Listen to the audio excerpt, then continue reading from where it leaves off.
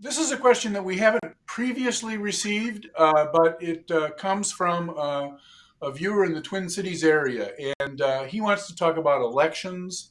And he's very concerned about perhaps moving to a different system. He would prefer the ranked choice voting system, and he wonders whether or not this is something that might receive some legislative action this year. Let's start with you, Senator Abler. Sure.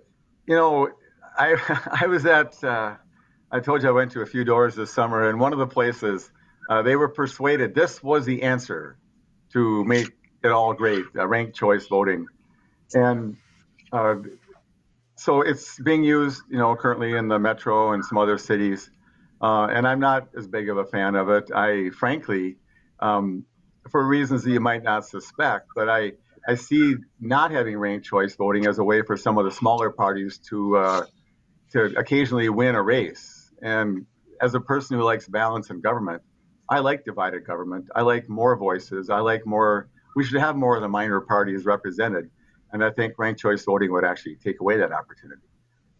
There's many benefits that are touted, and I'm not even sure what Senator Hoffman thinks about that. But I'll leave it at that for now. And I'm sure it's coming up to a legislative body near you this session. I know the House seems to like it. Senator Hoffman, your thoughts. It's funny because everybody's like, you and Abler think alike. No, we don't think alike. And this is one of those things where we don't think alike on Judge. I used to not like ranked choice voting when I was on the school board that was trying to be, pushed years ago. And I looked at it and I thought, how do you engage more people other than the two systems? And this is where I would disagree with Senator Abler. Can you imagine that? I disagree with Senator Abler on the concept that it would be less That people just means involved. that just means you're wrong. That's all. I'm right, you're wrong, right? It's like, Oh, I've come a long way on that, thinking, okay, because here's the thing, and Jim experienced for the first time in history, an onslaught of icky money just dropped against him with lies being spread about him, right? I mean, that's just been part of my election campaign, and everybody and their mother would say I'm a bad person and they would spend hundreds of thousands of dollars against me. Jim experienced that this year for the first time, and it was not okay, Barry. It's just, to me, that's not okay. And I think my opinion in this, and I'm not a lawyer, but I can say my personal opinion in this is that having ranked choice voting would eliminate that ickiness that exists between two party systems, and rather you were saying, okay, if I'm going to get in here, if I get 51% both based on that ranked choice voting, that I win that. Plus, it would eliminate some of the things that we fight for on the fact that we have these caucus systems and we primaries. I mean, I think bottom line is it's worthy of a debate, Judge. So there have been efforts to use ranked choice voting in a variety of places, and I don't have a position on it one way or the other. But one of the concerns that has sometimes been expressed is in a ranked choice voting system, you might have one or two candidates who are about which a great deal is known.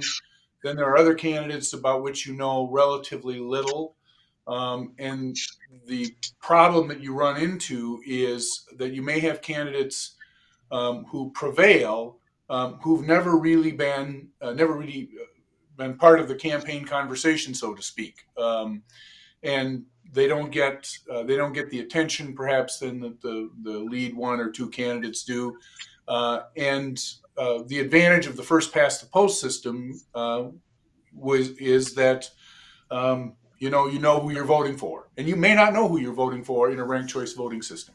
How do you respond to that concern? go ahead, John.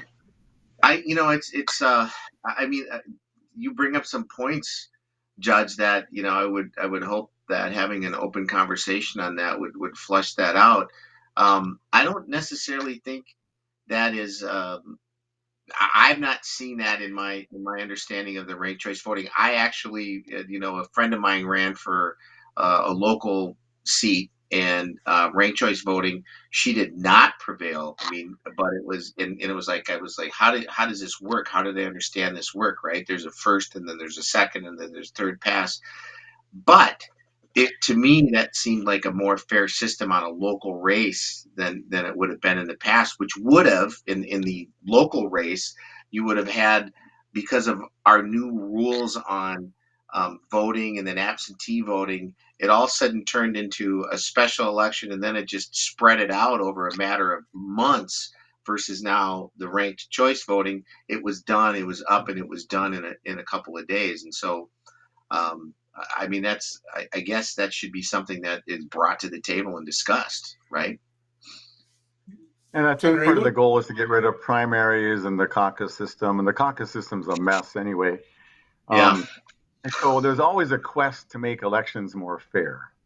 But this is my observation in my short tenure as I sat through many election bills. Whoever sees a benefit in a change wants it.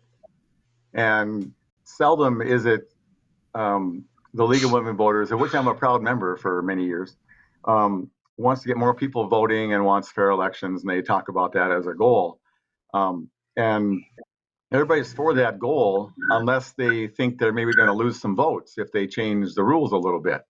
And so, to me, that's what I see as the heart of some of these reforms. And I can tell you one thing: the two primary parties do agree; they don't want third parties, and which I think is really a problem.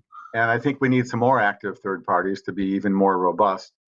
And but in my race where they spent $526,000 against me by the end of October, and I don't know what the number is going to be.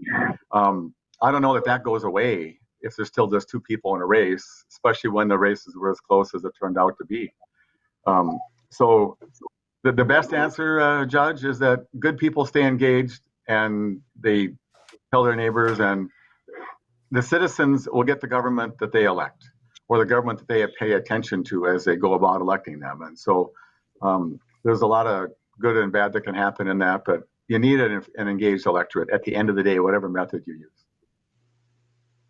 So I think our viewer would like to know. I think our viewer would like to know what the chances of success. I put two things on the table. One is ranked choice voting that he asked about, and then I would put a perennial on the table to ask about, which we've discussed in previous years, and that is the possibility of moving the primary to June. Well, ask the guy Or in the changing the majority. date. He knows that. And I'm wondering what the chances are for either of those two outcomes. Senator Abeler, Senator you first, Hoffman, then Senator what's your idea? That's a You know, guy who I has think no clue. it's like I think the June primary thing is, I mean, that I think that's a reality, right?